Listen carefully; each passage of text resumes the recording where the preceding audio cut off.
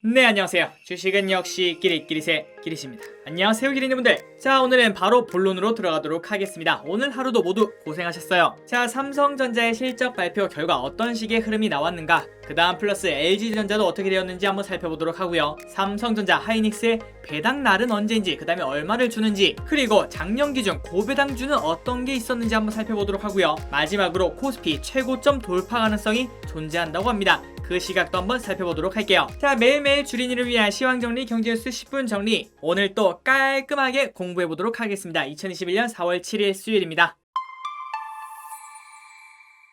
자, 오늘장 코스피 코스닥은 강보합으로 마감이 된 걸 확인할 수 있고요. 조금씩 지속적으로 올라가고 있네요. 벌써 코스피가 3150에 가까워지고 있고, 그 다음 코스닥은 1000포인트에 가까워지려고 하는 모습을 확인할 수 있습니다. 더도 말고 덜도 말고 이런 식으로 하루에 한 0.3%씩 꾸준히 계속 올랐으면 좋겠군요. 자, 그리고 오늘의 상승 종목은 하락 종목이 한 1.5배 정도, 그러니까 기린 여러분들의 계좌의 3분의 2 정도는 빨갛다 라고 생각하시면 될 것 같습니다. 자, 그리고 참고로 내일은 옵션 만길입니다. 옵션 만길이라고 무조건 특별한 일이 일어나는 건 아닙니다. 그냥 평균적으로 봤을 때 변동성이 심한 장이더라 라고 생각하시면 될 것 같아요. 그렇기 때문에 갑자기 주가가 급등한다고 따라서 사지 마시고요. 갑자기 주가가 이유 없이 그냥 쭉 내려간다면은 옵션 만길이라서 이렇게 변동성이 커서 이런 일이 일어나는구나 라고 생각하시면 될 것 같아요. 하지만 잘 구별하셔야겠죠. 진짜 악재가 터졌는데도 불구하고 오늘은 옵션 만길이니까 팔면 안 돼 라고 생각하시면 진짜 안 될 것 같습니다. 자, 그렇다면 반대로 생각해야겠죠. 지난번에 말씀드렸다시피 갑자기 이유도 없이 주가가 올라간다면 단기 매도의 기회로 삼으시면 될 것 같고요. 만약에 반대로 이유도 없이 주가가 쭉 내려간다,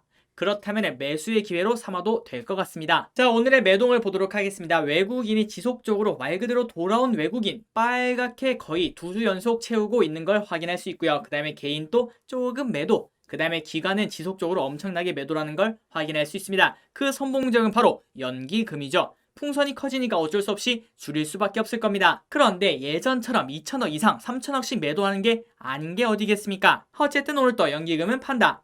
자, 그래서 코스피 어느덧 3135, 거의 3150까지 도착한 걸 확인할 수 있습니다. 이제 내일이 지나고 금요일부터 방향성이 정해지지 않을까라고 조심스럽게 생각을 해볼 수 있을 것 같습니다. 그렇기 때문에 이제부터는 기린이 분들의 개인적인 시각을 만드시면 될 것 같습니다. 아마도 세 가지의 전략이 있겠죠. 일단 첫 번째, 여기서 주가가 더 올라갈 거다. 그러니까 이렇게 첫 번째, 작년 말과 1월처럼 이런 식으로 주가가 한 번 더 점프할 거다 라고 생각하신다면 그냥 당연히 풀매수겠죠. 그리고 두 번째, 근데 그러긴 쉽지 않고 그냥 이런 식으로 박스를 계속 만들지 않을까 라고 생각하신다면 지금은 이제 현금 비중을 늘릴 기회가 되겠죠. 그리고 마지막, 아니야 나는 생각했을 때 이거 여기서 쭉 내려가서 한 2800까지 내려갈 것 같아 라고 생각하신다면은 조금 더 크게 현금 비중을 가진다 라고 생각하시면 되겠죠. 하지만 항상 말씀드렸다시피 우리는 이게 위로 갈지 아래로 갈지 아무도 모릅니다. 그렇기 때문에 저 기린씨 항상 말씀드리고 싶은 거는 항상 시장에 참여는 하자, 그리고 기린 여러분들의 스타일에 따라서 현금 비중을 늘리고 줄이는 그런 방식을 취하자라고 말씀을 드렸습니다.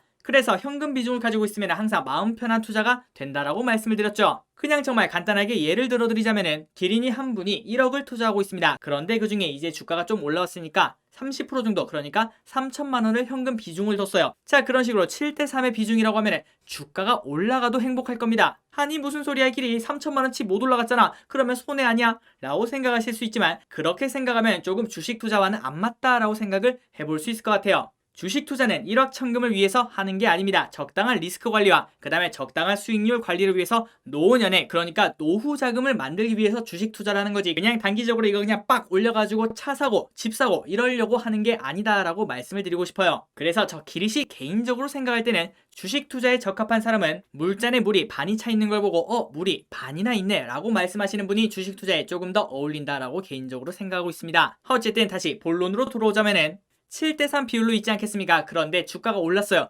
그러면은 30%못 먹은 게 안타까운 게 아니라 70%를 가지고 있어서 주가가 올라간 게 기쁘다라고 생각을 해야겠죠. 자, 그리고 반대로 주가가 떨어졌습니다. 그러면은 또 어떻게 될까요? 당연히 기쁘겠죠. 왜냐고요? 우리는 3천만 원의 현금을 가지고 있잖아요. 그렇게 되면 우리가 이때까지 기다려왔던 정말 좋은 주식을 싼 가격에 살 수 있는 기회가 된다라고 생각을 해볼 수 있을 것 같습니다. 그러니 기린이 분들 스스로 전략을 한번 짜보시기 바래요. 여러분은 1번인가요? 2번인가요? 3번인가요?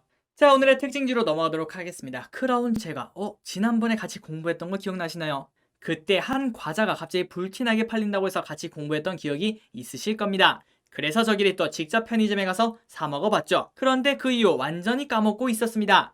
그런데 갑자기 오늘 보니까 상한가를 갔더라고요. 자, 이 크라운제가 갑자기 왜 상한가를 갔나? 과자가 그렇게 잘 팔렸나? 한번 알아보도록 할게요. 자, 크라운제가 회장이 윤 씨라며. 잠깐만, 뭔가 이상합니다. 윤석열 테마주로 주가가 급등했대요. 아니, 과자 파는 기업이 갑자기 왜 테마주가 되었을까요? 자, 그 이유가 정말 기가 막힙니다. 자, 업계에 따르면 크라운제가 주가는 이른바 윤석열 테마주로 엮여서 상승하고 있다. 윤영달 크라운제가 회장. 회장 이름이 윤영달 씨인데요. 그런데 윤 전 검찰총장과 성씨가 같아서 수혜가 예상된다는 것이다. 이렇게 따지면 우리나라 상장사 많은 기업들이 대선 관련주에 들어갈 수밖에 없겠죠. 그리고 한 가지 더 이유가 있다고 합니다. 크라운제가 제조 공장이 충남 아산에 있는데 윤 전 총장 부친의 고향이 충남, 그것도 충남 아산이 아니라 충남이라는 점이 호재라는 것이다. 그리고 보시다시피 윤 전 총장도 아니고 윤 전 총장 부친의 고향이라고 하고 있습니다. 게다가 더 기가 막힌 게 있죠. 그러나 윤 회장은 해남 윤 씨를 사용하는데 윤 전 총장은 파평 윤 씨를 각각 쓰기 때문에 일가로 보기 어려운 측면이 있다. 아울러 윤 전 총장 부친 고향과 회사 공장 위치가 겹치는 것을 호재로 보기에도 무리가 있다. 크라운 제조 공장은 아산 이외에도 대전광역시와 충북 진천에도 있기 때문이다. 자, 지금까지 나온 뉴스로는 정말 말도 안 되는 상한가죠. 말 그대로 작전이 들어갔다라고 생각을 해볼 수 있을 것 같습니다. 그런데 이렇게 작전을 쓰는 이유가 뭘까요? 이렇게 상한가를 갈 정도로 통하기 때문이죠. 그래서 많은 기린이분들이 여쭤보십니다. 아니 기린님, 여기서 사는 사람들은 왜 사는 거예요? 라고 여쭤보시는데 저도 제일 처음에 이해가 안 갔거든요. 하지만 언젠가 저도 그거를 사려고 하고 있더라고요. 그때 정신 한번 차렸죠. 어쨌든 지금 기린이 분들이 보실 때 정말 말도 안 되는 상한가구나, 이런 거는 사면 안 되겠구나 라고 생각이 드신다면 그 생각 꼭 평생토록 들고 가시기 바랍니다. 아마도 그 생각이 여러분들의 재산을 지켜줄 거예요. 어쨌든 크라운제가 윤석열 테마주라고 하고 있습니다. 그리고 혹시 지난번에 같이 공부했던 신짱 과자 때문에 사신 기린이분들 진심으로 축하드립니다. 자, 조금 다운시켜 보도록 하겠습니다. 너무 웃었네요. 자, 오늘의 특징주 두 개를 보도록 할게요. 코덱스 은행 지속적으로 좋은 흐름이 나오는 걸 확인할 수 있습니다. 자, 그런데 저 기릿의 이제 개인적인 생각으로는 지난번에 같이 공부했을 때가 2월 초였죠. 아마 이때쯤이었던 것 같습니다. 그때 이후 주가가 거의 20% 정도가 올랐습니다. 무려 ETF가요. 그렇기 때문에 이 정도가 되면은 이제 한 반 정도는 매도할 때가 아닌가라고 개인적으로 생각을 하고, 그 다음에 이제 그 비중으로 다른 가성비 있는 곳으로 넘어가는 전략이 어떻겠나라고 말씀을 드리고 싶어요. 아니 키리님, 그러면은 이제 코덱스 은행 떨어집니까? 라고 생각하실 수 있는데 그건 아닙니다. 말 그대로 다만 이제 가성비가 조금은 떨어질 때가 되었다라고 말씀을 드리는 거죠. 그렇기 때문에 혹시 큰 비중을 들고 계시다면은 그냥 반 정도는 이제 매도하는 게 좋겠다라고 저 기릿은 개인적으로 생각합니다. 선택은 당연히 기린 여러분들 몫이겠죠. 자, 다음을 보도록 하겠습니다. 한국전력. 그때 한번 전기료를 올린다고 해서 쭉 올라갔다가 아니야 우리 생각해보니까 안 올릴래 하고 쭉 내려가는 걸 확인할 수 있죠. 그런데 그 이후에 다시 슬금슬금 올라와서 거의 다 회복을 하는 모습을 확인할 수 있습니다. 그때 당시만 하더라도 많은 분들이 역정을 내셨습니다. 그리고 저 길이 또